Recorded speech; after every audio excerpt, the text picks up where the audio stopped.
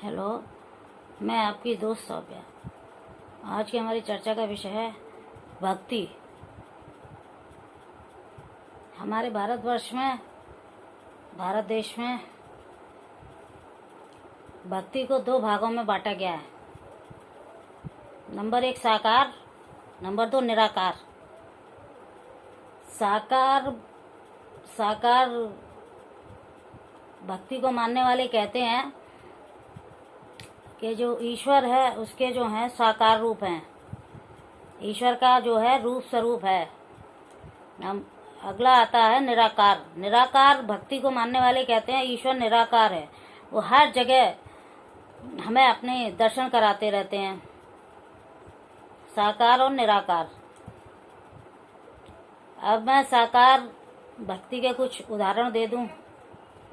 साकार भक्ति के उदाहरण हैं मूर्ति पूजा,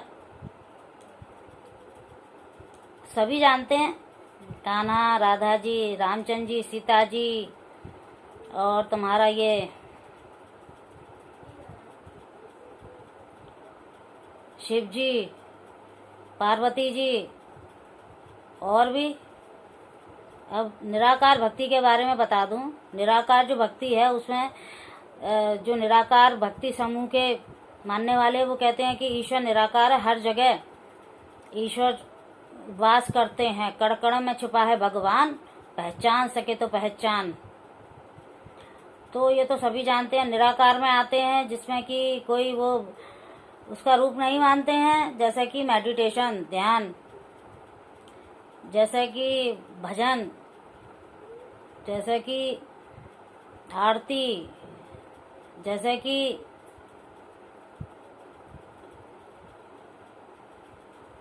गुरु शिष्य संबंध, जैसे कि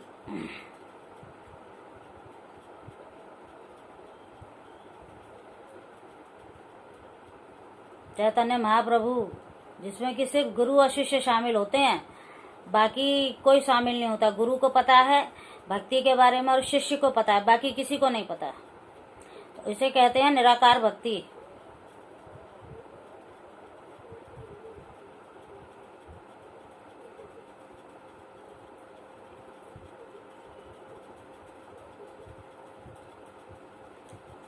अब गुरु शिष्य भक्ति के उदाहरण को प्रस्तुत करते हैं। शिष्य बड़ी चिंता में रहता है कि मेरा क्या होगा, इस संसार में क्या होगा, या मेरा भवलोक सागर पार करूंगा तो उसमें क्या होगा। तो उसके लिए कहा गया है, तेरा राम जी करेंगे बेड़ा पार, उदास मन काहे को करे। तेरा राम जी करेंगे बेड़ा पार, उदास मन काहे को करे। काहे को करे रे, काहे को करे, काहे को करे। तेरा राम जी करेंगे बेड़ा पार, उदासी मने काहे को करे। इसी प्रकार सीताराम सीताराम सीताराम कहिए, जाई विध रखे राम ताही विध रहिए। सीताराम सीताराम सीताराम कहिए, जाई विध रखे राम ताही विध रहिए। इसी प्रकार भगवान मेरी नैया उस पार लगा देना, भगवान मेरी नैया उस पार लगा देना। अब तक तो निभाया है, आगे भी निभा देना। अब तक तो निभाया है, आगे भी निभा देना। इसी प्रकार गुरु शिष्य संबंध में गुरु शिष्य को जो है अच्छाई बुराई का ज्ञान प्राप्त कराते हैं और गुरु शिष्य को बताते हैं कि ईश्वर क्या है। तो इसी संदर्भ में गुरु गोविंद दो खड़े, काके लागू पाए। गुरु गोविंद दो खड़े, काके लागू पाए। बलिहारी गुरु आपने गोविंदियो बता। तो गुरु शिष्य संबंध में गुरु शिष्य को ज्ञान कराते हैं कि तुम्हें किसके आगे नतमस्तक होना है, किसके आगे आपको शीश नवाना है। अब यहाँ पे हम थोड़ी सी बात लेंगे जो कि आज के भारतवर्ष में ये प्रथा या ये संस्कृति नष्ट होती जा रही है। चरण स्पर्श। हमारी भारतीय संस्कृति सभ्यता में चरण स्पर्श का विशेष महत्व है।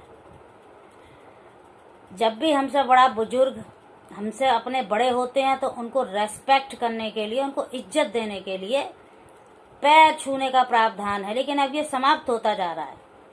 लोग पैर छूने को सोचते हैं हमारी बेइज्जती हो रही है। ये तो जो पहले के आशीर्वाद लेते थे, बहुएं लेती थी। यहाँ पे हम थोड़ा परिवार में आते हैं तो हर देवरानी बहू के पैर छूती थी, बहुएं सास के पैर छूती थी, आशीर्वाद प्राप्त करती थी। तो आज हम चरण स्पर्श के बारे में चर्चा जारी रखते हैं। मुझे लगता है कि बहुत जरूरी है और जन जन इससे वाकिफ है, इसको जानते हैं, जन जन की भाषा है ये चरण स्पर्श, पैर छूना। तो चरण स्पर्श का मतलब क्या है ये भी किसी को नहीं पता होगा। बेइज्जती महसूस होती है, अरे कौन झुके, कौन पैर छुए। तो इसको हम आध्यात्मिक और ज्ञान के तौर पर लेते हैं। पैर छूने का तात्पर्य यह है, आपने अपने से बड़े के पैर चरण स्पर्श किए और आपने उसका आशीर्वाद प्राप्त किया और बड़े ने आपको आशीर्वाद दिया। कहा भी गया है, क्षमा बड़े ने को चाहिए, छोटे ने को आशीर्वाद। बड़ों को, छोटे गलती करते हैं तो बड़ों को क्षमा प्रदान करनी चाहिए। ये हमारी भारतीय सभ्यता संस्कृति की मूल देन है, प्राण है। और जैसे जैसे विकास हो रहा है भारतवर्ष में, तो प्रणाम करने की प्रथा समाप्त हो गई है। प्रणाम, नमस्ते, हेलो, हाय, बाय बाय, ये तो सब करते हैं, लेकिन हम अपनी भारतीय संस्कृति सभ्यता को भूलते जा रहे हैं। तो प्रणाम, नमस्कार, नमस्ते, इसका भी एक महत्व है कि हमें खुशी प्राप्त होती है। आज के लिए बस इतना ही, बाकी का अगली सीरीज में। धन्यवाद।